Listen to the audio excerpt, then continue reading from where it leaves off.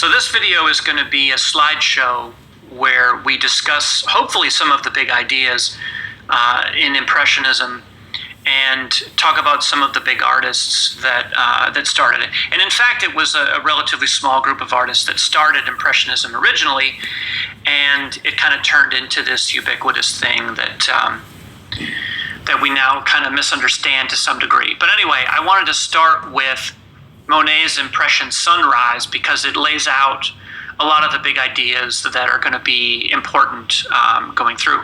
Now, my concern with Impressionism in this video is not in a historical discussion, although that'll probably come in just because that happens when I talk. But it's going to be about how to make Impressionism practical for you as a painter. And that's been, I think, a struggle that a lot of people have had. And so I'd like to address it from that angle. And we really can't do that without talking about some of the concepts that Impressionists used in terms of color, because in a lot of ways it was one of the first movements, if you want to call it that, that concerned itself with color first. Like, the idea behind Impressionism is that you're making a painting from life where you're recording the play of light. If there was a simplest way to describe it, that's a pretty good one. That's what we would say. But it gets a lot more complex from there, and hopefully we can dig into some of that. But with Impression Sunrise, it's a great painting to look at for this because we get to see several different angles of what the idea of Impressionism was about. So the first thing is what we might refer to as the handwriting that's going to come in. In a general sense, with Impressionism, there's no flat areas. There are no flat colors. Your surface gets built up, and that's going to be something I'm going to come back to, because once we get going with this slideshow and start looking at some of the detail shots that I have lined up, there isn't going to be a lot to say. We're just going to look at those and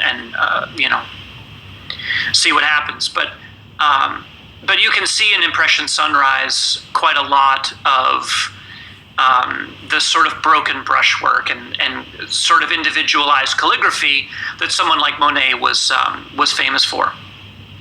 Now, the other thing that I want to point out is that Impression Sunrise in particular is an extremely disciplined and controlled painting. And that, even though Impressionism looks sort of wild and crude almost in its brushwork, the best Impressionism is very, very calibrated in terms of its color.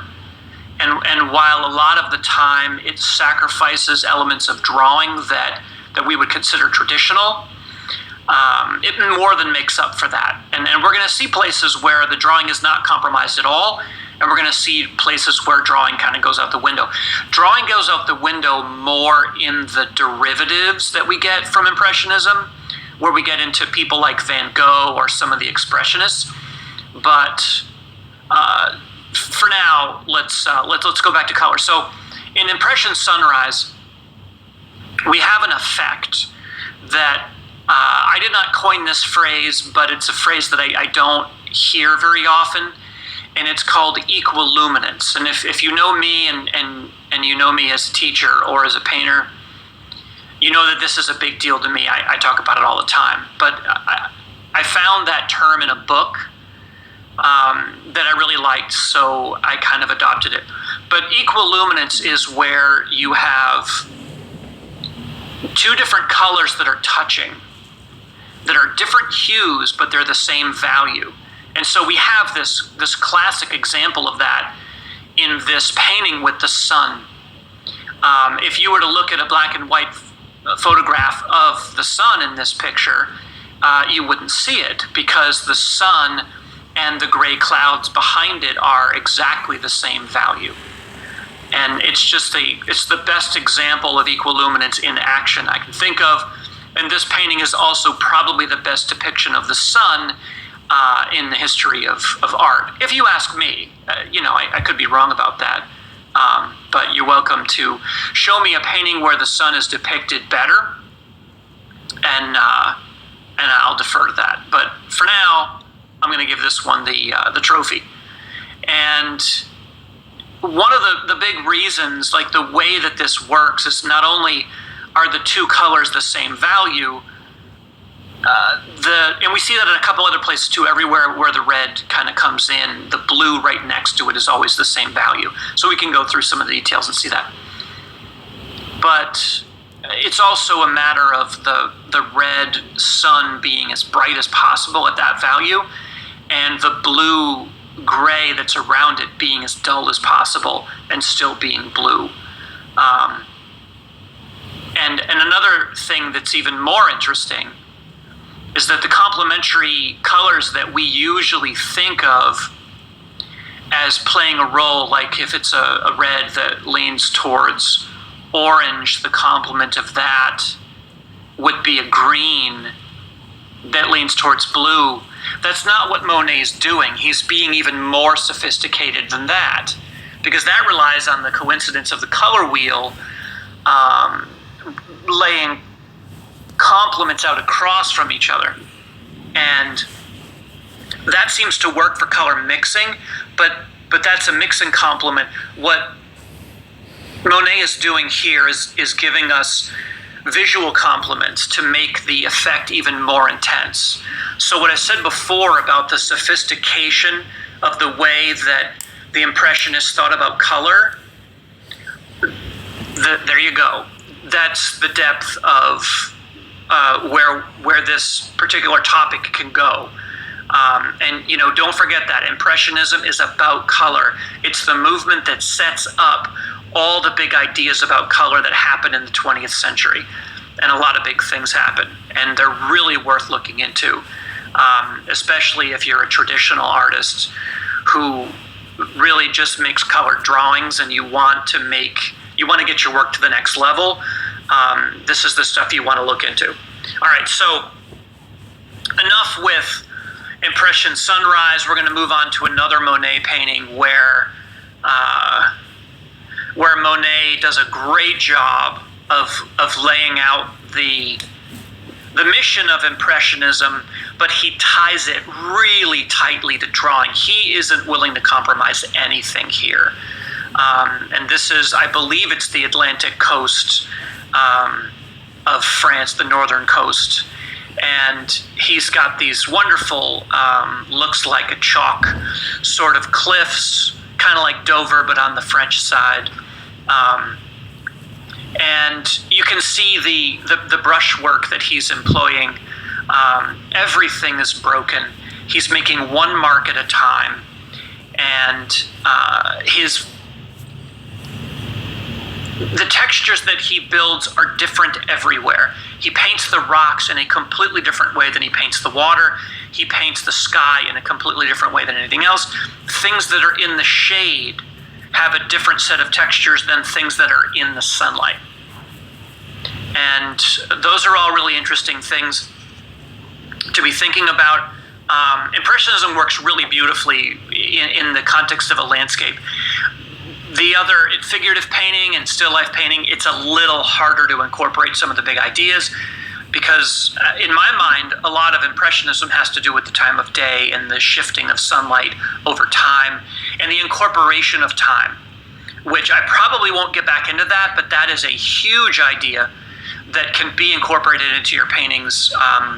And Impressionism is a gateway is a way to open that door. So, and then the last thing I want to say about this painting is look closely at the equal luminance that comes into, in particular, the sky. There's some really wonderful passages in here where these greens and reds and blues and purples get into the sky and they just glow. And that equal luminance idea is a way to get a little bit of a shimmer and a richness into your color. And if you know how to look for it, you'll see it everywhere. So the next Monet, again, it's another Monet painting. In a lot of ways, I think of Impressionism as almost like Monetism, But there were the big names in Impressionism at the beginning were it was Monet and Renoir, Morisot, and Pissarro.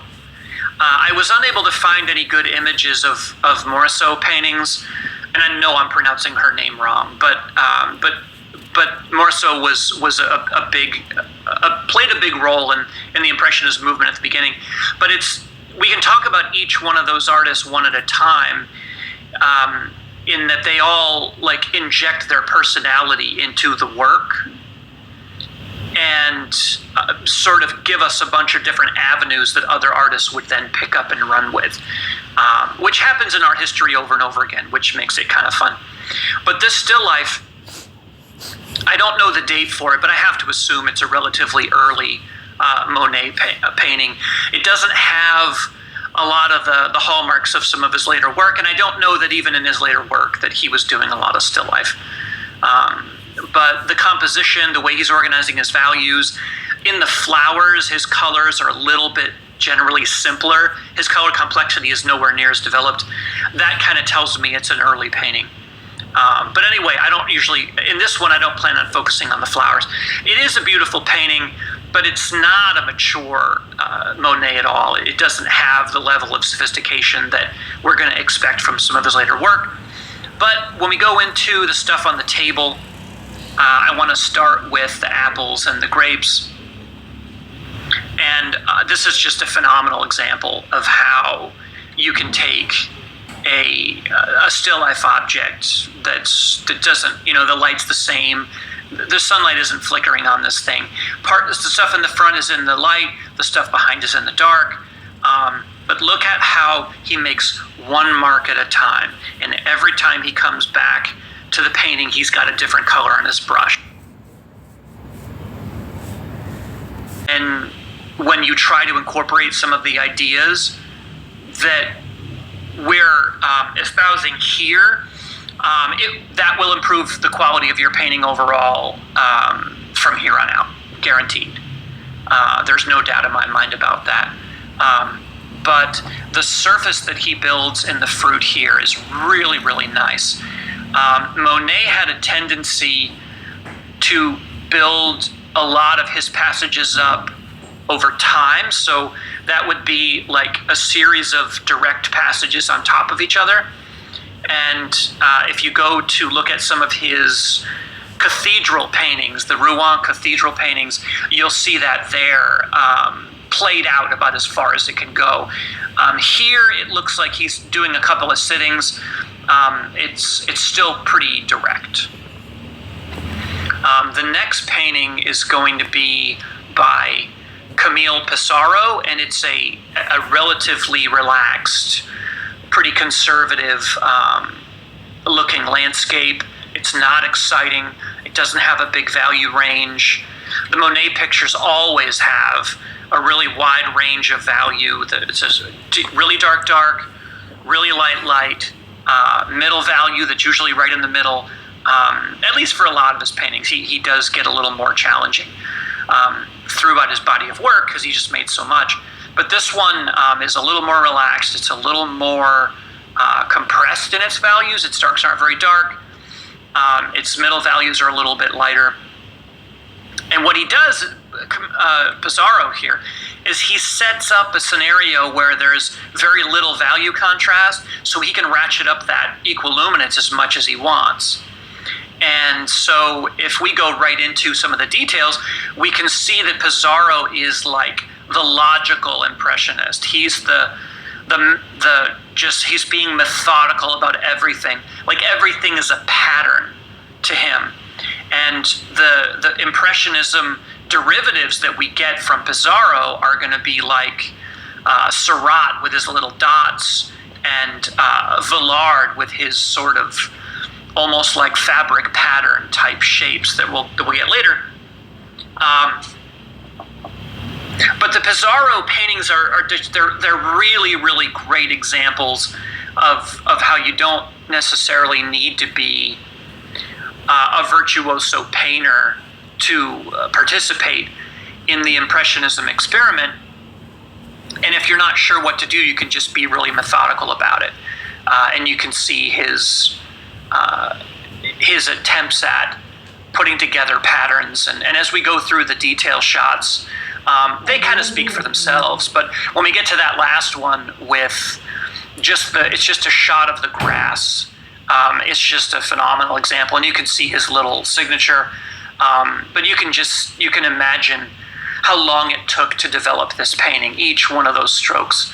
And the trick there is to use enough paint every single time you bring the brush down. It's got to be loaded, so you're not really repeating marks, like making 5 or 6 marks at a time and then reloading. You're making 1 mark at a time, reload, 1 mark, reload. And he does a little bit more repetition of his colors than some of the other Impressionists. And that kind of shows his paintings are a little bit flatter. They're a little bit less rich, I think, and a little bit less energetic, but still really awesome. So we move into one of the other personalities that comes in to Impressionism, and that's Renoir. And I had a hard time finding paintings by him that I had access to that I liked and wanted to talk about. I tend to get really bored when I look at Renoir's paintings, except when he's painting like this. When you give me a Renoir painting that is a little bit more traditional, a little more conservative, he is just firing on all cylinders. As soon as you give me some of those like really weird figurative paintings, like nudes in landscapes, I can't take it. They're not in the same league as the other Impressionist paintings. Let's put it that way. Although he does deal with figures in groups in that like speckled sunlight.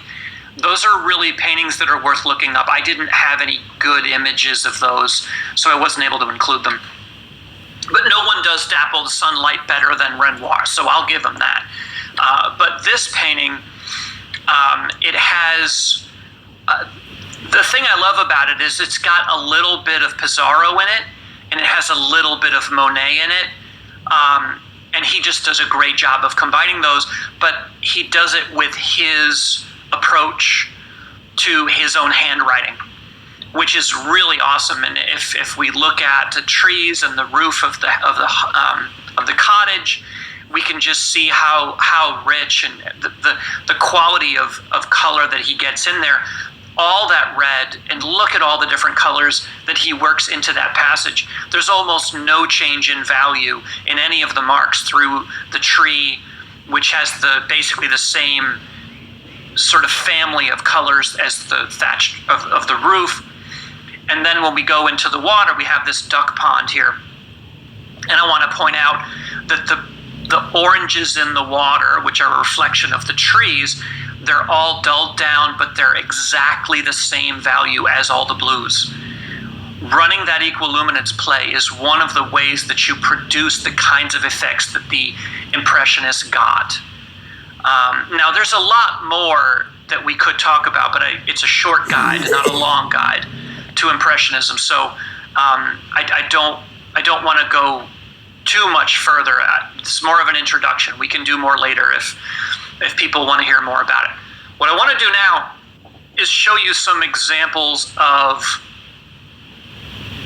some of the derivatives that came right after Impressionism. And in some cases, they were happening at the same time. But I want to show you a couple different paths. And the first one I want to show you, there's a little bit of a selfish kind of motive when it comes to this particular painting. This is a Vincent van Gogh painting that he made late in his career. So this is about as mature as Vincent van Gogh gets. And he was never really mature. He didn't paint for very long. He died young. We never really got to see him firing on all cylinders, but this is as close as we get. But the detail shots that you're going to get to see from this painting are the most detailed and just the highest resolution I've ever seen in any of the photography that I've been looking at paintings. So I kind of wanted to put them in a video just to share that with you, but also just to get to stare at these and look at them. So one of the things I recommend throughout this video is, when you see a detail shot that you really want, just pause it and take it in, especially with the next ones that are coming up. There are some details inside the details that are just so revealing and so interesting. Anyway, Van Gogh was not an impressionist, okay?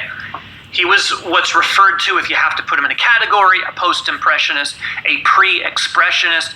Really, as soon as he leaves Paris, he is no longer an anythingist. He's a Vincent van Goghist. And that's kind of, his story is a nice example of what we're all supposed to be striving for, is you're supposed to be learning about all these different historical ideas and things so that you can find your own voice. And Van Gogh does that, and it's one of the reasons we love him. So this painting, he compresses his values a little bit. Some of his darks are pretty deep and dark, but they're just little flitting brushstrokes. But he takes the vocabulary of Impressionism in terms of the handwriting and also some of the big organizational ideas where he's compressing his values. And he's also running with some of the big ideas about color. So there's not a lot of things that are really new here, but the way that he handles the paint, there's something different here. Like, he's doing it all at once. There's no build-up here. He's doing this wet into wet, which, let's go into the first detail. And I gotta say, these red marks, if he's doing this wet into wet, I would have to really sit down for a few hours and try and produce that effect off the top of my head. I don't really see how he's getting that to work, but there it is right in front of us. So, obviously there's a way to do it. But the sort of leathery surface that Van Gogh builds here is just awesome. And it's really fun, for me anyway, to think about how this would be done. And I think the trick is to use enough paint. I think that most people are not inclined to use this level of volume. And I think if you give yourself permission to use this much paint, I think a lot of these effects are just going to happen. But his wet into wet technique is really, really unusual. And I can't stress that enough. There's only one other painter that I can think of that really produces a surface that's like this, and it's a painter named Monticelli. And in Van Gogh's letters, he actually tells us that that Monticelli was maybe not his favorite painter, but one of his favorite painters, and it was, he said in one of his letters that he was unable to discuss Monticelli without crying. That's how much he loved his work. And that wasn't even his favorite artist. His favorite artist was Millet, the French painter Millet, who was awesome too, and a pre-impressionist kind of painter. But anyway, the leathery surface that Van Gogh gets here is really something special. And the equiluminance that we were talking about, I mean, just in this one detail shot, we have the reds are, those pinks, those reds are a little bit darker, and then we have a little darker blue, but underneath that, pretty much everything else is the same value through this passage. And then the next one is a close-up of one of the trees. I think they're poplars, but I think that's right. And there are some deeper darks, there are some lighter lights, but you can look at some of those greens and blues, and you can see where the colors are the same value and where they're not. The trick is to make sure that colors that are the same value are touching. If they're not touching, they're not really doing you much good. They're not going to create that passage of richness. So value contrast usually in paintings like this gets organized. The high contrasts get organized on a large scale, and the low contrast or zero contrast get organized on a small scale. That's an easy way to think about it. And the last detail is my favorite one. there's just a beautiful brushwork. The equal luminance is really exactly what we're looking for. That red splotch is a little bit darker than some of the other stuff, but it seems to be something that he's kind of trying to highlight and pull out. But it's no accident that there are some darker green blues right next to it and just below it. But the really cool thing is that we know that Van Gogh painted on location for the vast majority of his paintings. He did make some of his paintings in his house where he lived, and he would do drawings, and then if it was raining, he would paint inside if he was working on landscape. But a lot of these paintings he did paint on location, the vast majority of them. And this painting in this passage, the detail is so close that you can actually see little stones that are stuck into the paint that probably happened while he was painting, or maybe he dropped the painting on the way back or whatever. But the thing that's really crazy to me is the color of the stones matches the value of the passage he's painting. One of those stones is blue, and it's the same value as the green. That it's just too much for me. I have to take a break to just consider the implications of that. It's just too awesome. So anyway, I'm going to move to the next painting, which is by Spanish painter Joaquin Sorolla, far and away one of the best painters of all time. He was working while the Impressionists were working. He came to the game a little bit late, but he and John Sargent kind of came up with this impressionistic mode of realism that is very, very appealing. He doesn't compromise his drawing. The level of abstraction is through the roof. It's kind of like, I think of these guys like if Rembrandt was making this sort of plein air paintings, this is what we would get. But Rembrandt was more of a studio painting kind of guy. So and painting outdoors wasn't something you saw a lot before this period. And that's actually something that's probably worth going into a little bit.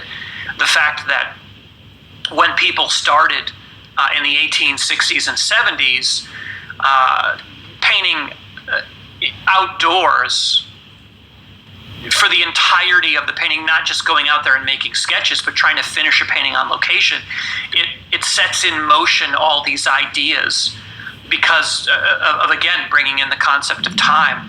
If you're painting from, let's say, noon until sundown, the subject you're looking at is changing radically. How do you incorporate that into the painting if you're not willing to compromise certain things like the way you're handling the paint or whatever?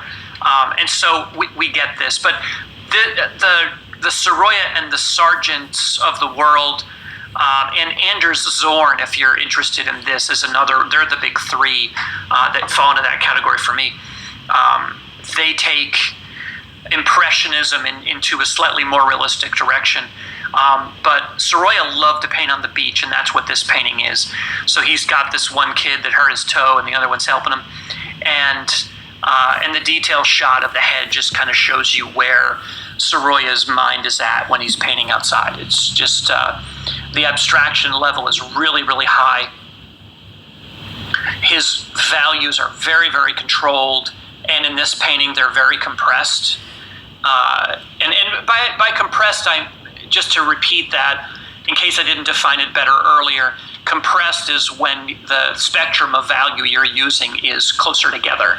So your darker darks aren't that dark, your lightest lights are maybe a little lighter, or one of the middle values is pushing towards one side or the other. And that's what we get here. We have the kid's head is a little bit darker, and all the colors, like except for that big dark in the middle, pretty much all the values in the kid's head are the same.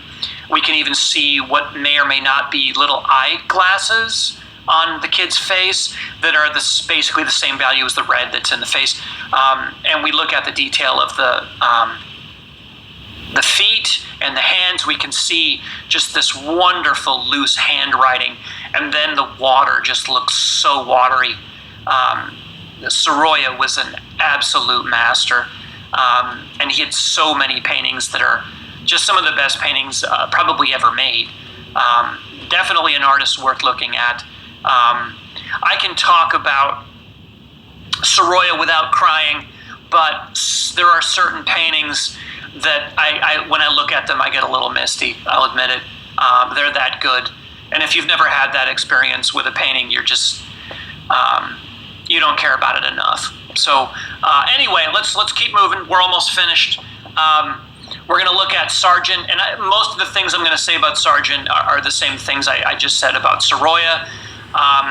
In my opinion, it seems to me that Sargent draws a little bit more in a general sense. He compromises a little bit less, but he's just such a master that he gets away with it. The level of abstraction versus the quality of his drawing is probably second only to Rembrandt, and Rembrandt is the best ever at that. No one else even comes close. But this painting is at the Art Institute of Chicago. I've seen it in person many times, and it is worth the price of admission, this painting in and of itself. It's very small, and these detail shots that I'm going to show you, we're going to see all the hallmarks that we talked about from the beginning that make a painting an Impressionist painting, but it's not like Monetism or Renoirism. It's Sargentism, because he really has taken it down a path that no one else really goes down. But you can see in the detail of the woman, we have all these blues in the fabric that are in the dark and all the color changes that are inside there. The blues in the fabric are the same value as her face for the most part. That little brim of her hat is the same value as the color behind. Very calculated to sort of work up the richness of the color in all the right places.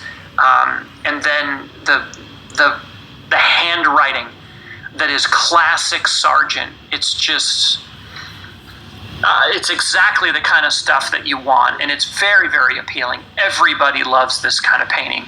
You'd be hard-pressed to find anyone that's just going to come across and look at a painting like this and just be like, whatever, it's nothing. No one who's being honest can write this off. And then the hand and the face, the amount of paint that he's using, there's a little Van Gogh in there somewhere. And it's more than likely all done in one sitting too. Sargent was somebody who could do that. Very, very difficult. And I wanted to close out with a mature classic Monet. I tend to go on and on about the cathedrals because that's my thing. So I thought I'd throw in a haystack instead. And I just want to sort of close the discussion out with this painting and sort of going through some of the detail shots. The Monet haystacks are just a classic example of the idea of time being incorporated into painting. And everything I talked about throughout this whole slideshow, you see it all coming together in this one painting. So to wrap things up, Impressionism, it's an idea that I think anybody can incorporate into their paintings. And if you incorporate the right elements of it, it'll develop really good habits, and it'll get you going in a direction that will make your paintings more sophisticated, more complex, richer in color. It'll get you thinking about the bigger ideas like time, and it'll also give you permission and the means to loosen up and have fun while you're painting. Make with the note relies on the actual color of mixed and how it works next to all the other colors. Kind of like in the musical arrangement, of course. If you put all the notes in the right place, the music sounds great. And you put your color notes in the right place, the painting looks great too, or at least the color does. So color notes are about the color you mix, but also getting them clean is important. I want each color note that I put down to work and be right in the place I've put it. So I've got to mix the color correctly, but I've also got to apply it in a way that makes the color stand out to best effect. So brushwork is critical and something that artists very often ignore. They focus on the paint and etc., but the brushwork sometimes just left to chance. Let's have a look at a painting I've done recently, this painting over here. When you look at it up close, you can see a lot of the brush marks. In fact, you're looking at many color notes all arranged. Over here, the yellows are very similar in value, but you can still make out different brush marks, some a little darker, others lighter, a little warmer or cooler. Over here, perhaps more obvious where there's strong value contrast. The color notes of the blues and the color notes of the orange, more obvious or apparent when you look at it. But what I want is, when viewed up close, you can see interesting brushwork and color notes. All of those individual brush strokes have given a different color note their own day, their own special moment, and all of those notes hopefully working nicely together. So don't blend your brush strokes away. Don't fiddle with them when you put them down, because then you're probably going to mix in other wet paint and muddy it up and lose the vibrancy you had with that paint that you took all the trouble to mix as well, and then lost it on the canvas when you put it down. Also have a look at master painters, especially the Impressionists. Consider their paintings not just about the subject, but how they've applied paint, the brush strokes, why that color is used next to another color, and the shape of the brush stroke as well. All play a part. And if you consider each brush stroke and color note as put down with an intention, and you're trying to achieve something, you'll respect that brush stroke a lot more, and you'll give it closer attention, and ultimately end up with a more vibrant painting and color that really is beautiful, warm or cool, or whatever you try to achieve. You've got the idea across, and it looks so much more impressive when the colors are working. Clearly a difficult subject to explain. Hopefully it's given you something to think about and apply with your painting, and get intentional brush work into your process as well. Alright, I've added a few videos at the end of this video for you to look at on the end roll, so have a look at those. They may also give you some useful information. Excellent. Well, if you enjoyed this video, give it a like if you can. That would be fantastic. I'll see you again probably next week with another video, so if you've subscribed, I hope to see you again. In the meantime, enjoy your painting, and cheers for now. Come into this, of course. One is the color you're going to be using. Now, you don't have to have the most expensive artist quality paint. I'm going to be using my Mary Classico, which is an excellent student quality paint. If you use the wrong techniques and make the same old mistakes, it doesn't matter what the paint you use, you're still going to lose vibrancy. Another issue that we'll touch on is your brushwork. How you use your brush will help to create more vibrancy or take it away. And of course, don't forget your knowledge of color. The old color wheel, it's going to help you get the most out of your color as well.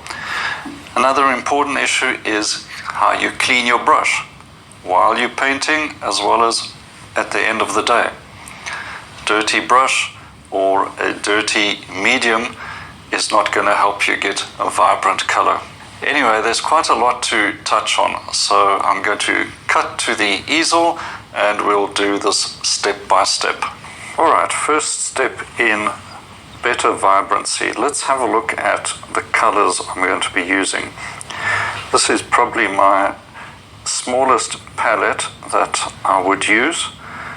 Titanium white, lemon yellow, ultramarine blue, cerulean blue, red light, and alizarin crimson. You can add more. Right, so that's a very simple technique, and you'll find that being used very often. Once again, let's just have a look at this example. Here we've got violet shadows, cool violet shadows against the yellow highlight in the focal area, making that yellow really pop.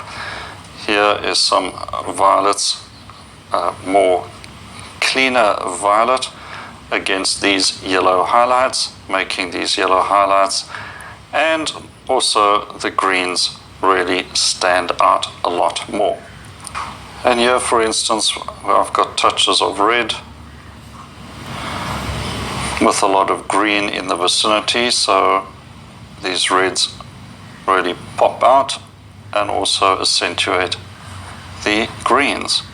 But the trick is to have one dominate. So you want more red in this example and a little bit of green. You don't want it even. We have a lot of yellow, a little bit of violet.